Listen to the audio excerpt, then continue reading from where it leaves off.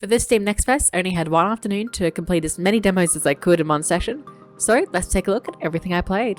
First up, we have two special mentions to both Riven and Rise of the Golden Idol, which just continue the same great puzzle gameplay that we've experienced with the previous games. Like with the earlier Myst remake, it's a shame that Riven does lose the iconic video cutscenes, but the camera and movement upgrades are huge. It looks like it'd be great fun to try out in VR. And for Rise of the Golden Idol, I'm so thankful to finally be able to enter in my answers while also still looking at the scene.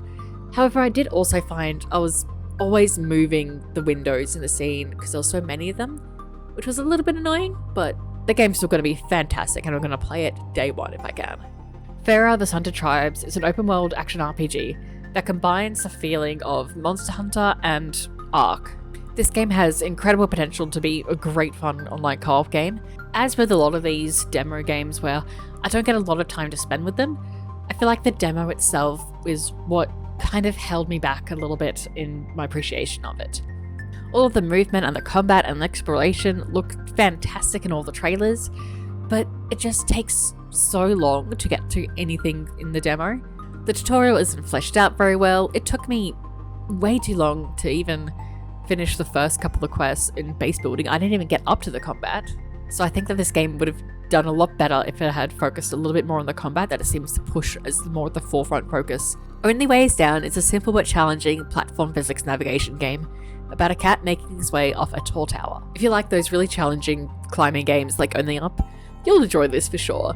At first I was concerned that I'd be really upset by the cat deaths, but they make the ragdolling so funny and it's such a relief. I imagine I'll see this on a YouTuber kind of streams in no time flat.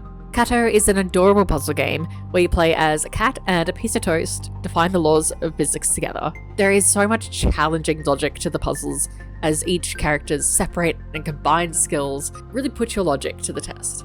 It hits the perfect blend of cute animations and really cog-turning puzzles, and I had a great time with it. Pinball Spire is a creative blend of pinball and your standard dungeon crawler, where you boot monsters and unlock new powers as you ricochet around the dungeon. I used to plug hours into the old pinball games, but I still suck at strategically hitting the precise points on the board. But it's such a fun and challenging game, and I think it's well worth everyone trying. Shim is a game that's been teased for quite some time now, and I'm happy that we're finally able to get a demo for it. You play as a little soul creature separated from your person, and spend the game jumping between shadows to try and reunite with them.